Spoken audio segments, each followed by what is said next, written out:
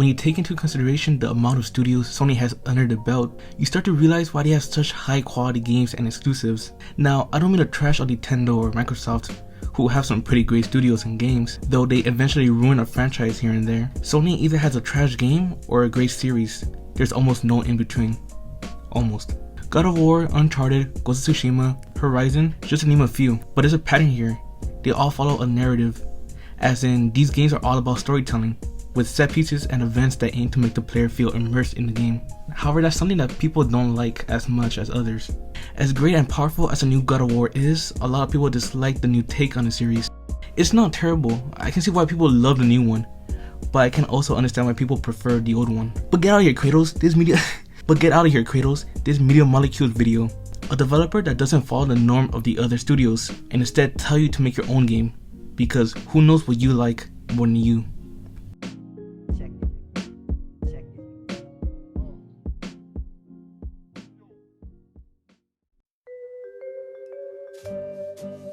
Media Molecule didn't start off as Media Molecule, instead as Lionhead Studios.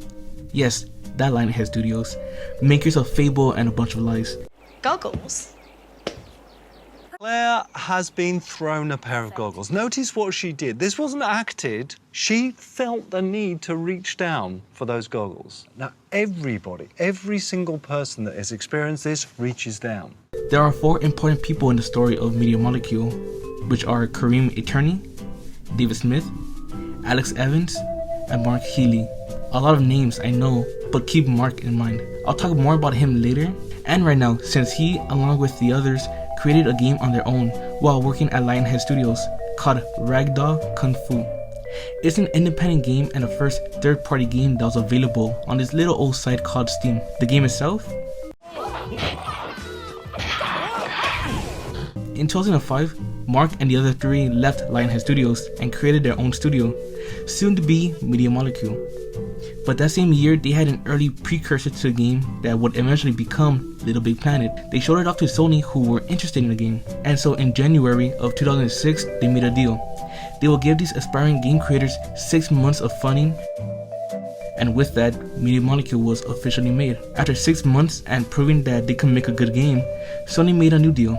They will of course fund the game, but the game can only be released on PS3, and the intellectual property will belong to Sony afterwards. Media Molecule said, sure, whatever, in a British accent, and he began making the actual game. This game, like I said, will become Little Big Planet. So what even is Little Big Planet? Good question.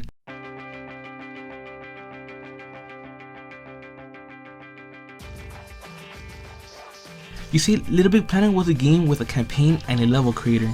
What this means, and what MM hoped for, is that when a player finishes a campaign, they will feel sort of inspired and tempted to make their own games. That's what made this game so unique to Sony. During the PS3 and Xbox 360 era, a majority of the popular games were shooters, and Sony tried putting their foot in with Killzone. But this game was different. It's a game where you make your own levels and games, or play other people's games. Also keep in mind that these types of games weren't popular at the time. Now we have things like Mario Maker and even Fortnite, or even just Unity and the Unreal Engine. Back then though, this was revolutionary. I actually had this game back in the day, and so the burning question, how was the level creator? I don't know actually, but that aside, it wasn't half bad. Now lower your expectations. You couldn't make your dreams, but you could make these cute little levels following a story you made, and people loved it. Critics loved it. Little Big Planet was a smash hit, winning awards and getting acknowledged as an amazing exclusive that you needed to play. This put Media Molecule up there with the other well-received studios, and 2 years later, Sony will buy the studio. They were on top of the world, and they could have kept going up, and they could have created a sequel that expands on the game, making mechanics and even more.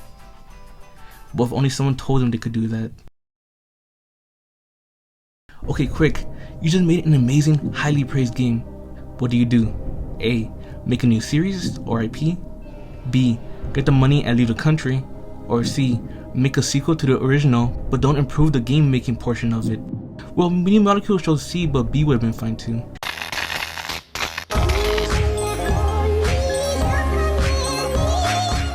Now, I'm not trashing the game. Little Big Planet 2 was honestly my favorite game when I was young. Unlike the first one, which I never beat, I have beaten the whole campaign for 2, and I dabbled in the game creating, and a tiny bit of online. But this review on Metacritic sums up why people don't praise 2 as much as 1. Will the tools allow people to actually make games worth playing? That's a very good question when thinking about Little Big Planet in general. The level creators are cool, but is it enough to warrant someone to play the game for years? Just how outdated can the editor be before people move on from it? When comparing it to something like Mario Maker outshines it because of their limitations and promise. They limit you to making only Mario levels with the promise that you can make Nintendo quality levels. LBP's promise was that you can create a whole game, and while that is true, it's only true by a hair. Your games were limited by a 2D platformer, and that puts a big limit on people's creativity. Wanna do a cool FPS? Unless you're extremely crafty, that won't happen. How about a horror game? Well, that would be difficult. Not saying that the creator is terrible, I mean the whole campaign for LB1 and 2 were made using the same creator they gave you. But that was made by a team of creators. What's a 10-year-old gonna do? After LB2, the game series was sort of given up by Mediamolecule. They made 2 great games and they felt that they couldn't do anything else with the franchise without changing anything drastic. So after Little Big Planet karting, no for real, they began working and eventually released this little old game called Tearaway.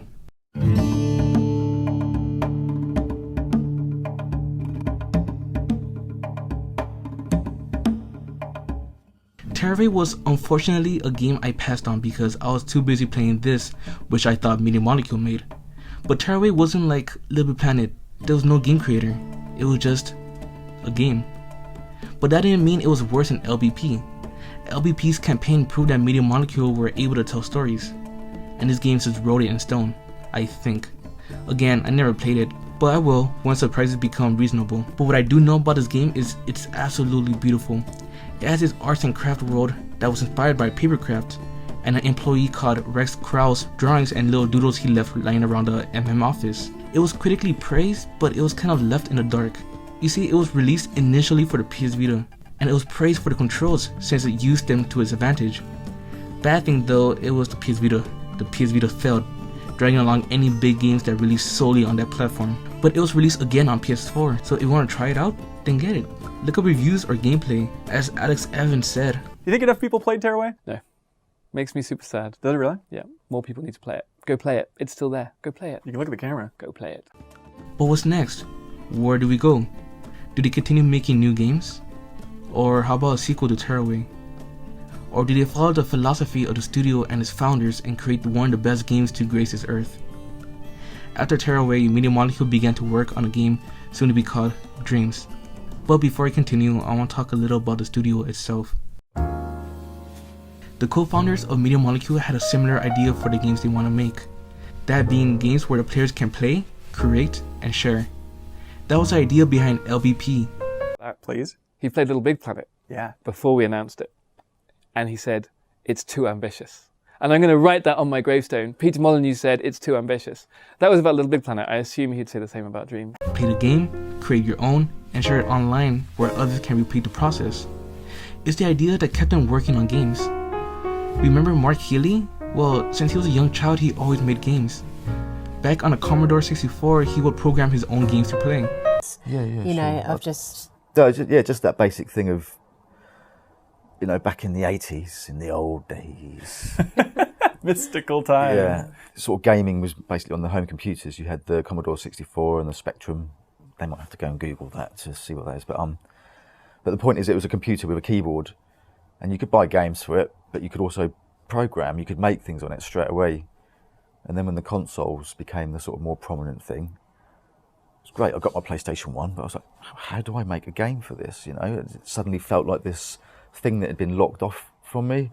Yeah, that's just not good enough. Yeah. Time to tear So the it- place. I don't know if that was hard since that was like 40 years before I was born, but I'll just say it was. Mark and the rest of the founders believed in creating great games while dismissing the corporate studio's way of doing that. They realized how bad Lionhead Studios were since they had too many people and no communication or passion. That led to them limiting their studios to only 50 employees at a time, something Kojima himself admired and did for his own studio, though his limit was 100 employees. The studio is obviously passionate about the games they want to make and the style of games too, so when they put their heads together and work on a game, it was always well received. All their major games were all held up so high because they had their own ideas and creativity behind these painful developments. And so, with that in mind, when they were tasked with making a PS4 game, they set off to make the best game they could ever make, and maybe the best game on a PS4 in general.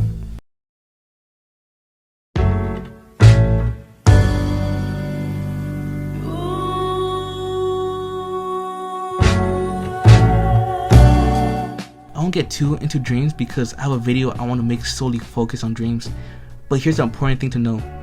They followed LBP's formula, create a campaign to inspire gamers to make, well, everything. Want to make a game? Go for it. This is an actual engine. Want first-person shooters? Sure, go right ahead. Maybe a horror game? Don't let me stop you. Or maybe you just want to make a song? Well, go for it. Okay, maybe just an art piece? Then do it. You can make anything in this game. That, though, has its gripes. The tools here are expansive and nice, but they're complicated. I had this game since a beta, I was a big fan, and in the beta to right now, I have not mastered the creator. However, it's just me, I don't have the free time. But people who mastered it, you know? There's an ever-growing library of games at your disposal. All in all, it's a great game. Like in my Limbo video, this developer, or this studio, had these ideas for games that they want to make, and they hated the corporate way of doing it. And so they set off and they did it on their own. Unlike Playdead, Mediamolecule had the help of Sony to help them and fund their projects. But it wasn't the funding that made a game, it was them. They had these creative ideas and they wanted you, the player, to make your own ideas and be creative as well. And that's why I think Mediamolecule is one of the best studios out there, because they don't follow the norm. They just do whatever they want to do and they help you do whatever you want to do. So next time you play a game and you think, maybe I should try doing one, get Dreams. Don't let your creativity be limited. Go out there and do what you want to do. Always create, never stop creating.